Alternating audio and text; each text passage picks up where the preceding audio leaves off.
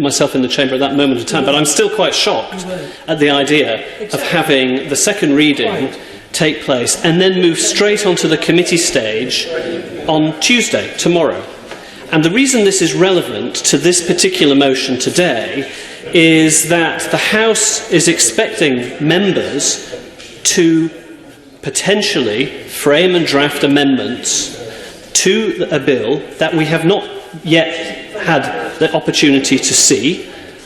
It has literally just this preceding moment received its first reading.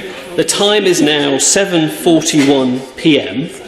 and we are being expected to table amendments for a committee stage that will take place tomorrow. I think it's parts 1 to 4, or clauses 1 to 4 of the proposed bill.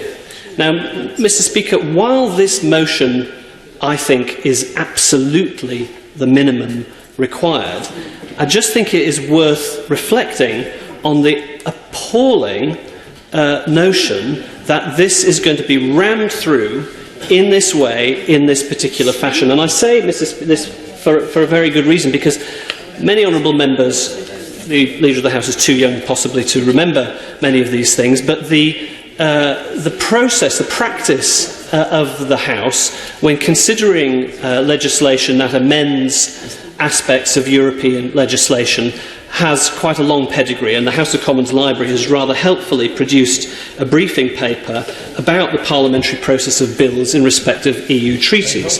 And, Mr. Speaker, we know, for example, that Commons committee stage of the Treaty of Rome was not 3 days or 2 days, it was 22 days for the Maastricht Treaty, 23 days in committee stage. The Treaty of Lisbon, 11 days. Treaty of Amsterdam, 5 days.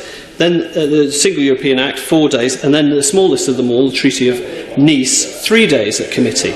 So in total, 5 days of Commons consideration for the Treaty of Nice to be reformed. So this is an unprecedentedly short period of time to dedicate to a massive and momentous piece of legislation. And personally, Mr. Speaker, I'm very worried that this motion that we are now debating, the first in a series of attempts by the government to presage what is essentially the ramming through of a piece of legislation in, I regard, a disorderly way. That's for you, Mr. Speaker, order in this place. But from my perspective, in terms of good lawmaking, this has all the hallmarks of the Dangerous Dogs Act and all those other bad pieces of legislation where we know that legislation that hasn't had a chance to be properly scrutinised tends to end up with ill effects or unforeseen consequences for our constituents.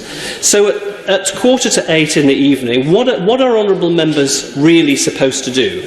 Presumably, by now, the bill has just been published hot off the press and is available for us to scurry into the vote office and look at that, and perhaps the Leader of the House, because I've not had the opportunity to see it, he can tell me how many pages there are of that legislation.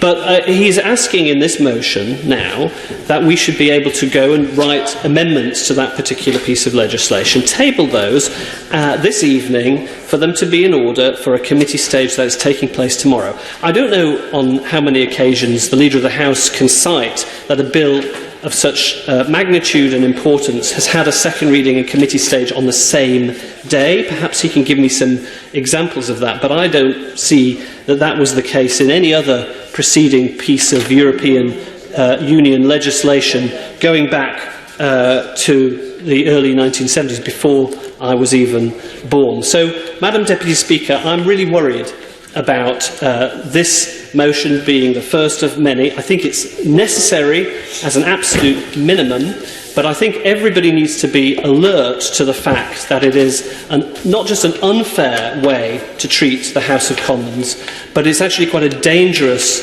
approach to take. Will you give way? I'd be happy to give way. I'm most grateful to the Honourable Gentleman for giving way. He may not have noticed, but I think the bill just arrived at the Speaker's chair and isn't as chubby as he might have feared. seen it yourself. I don't know what the honourable gentleman's definition of chubby is, but it's 110 pages of legislation with at least 6 complex schedules within it. And let me see what the tally is of the clauses that we have within it. 40 different clauses that we have in this particular piece of legislation.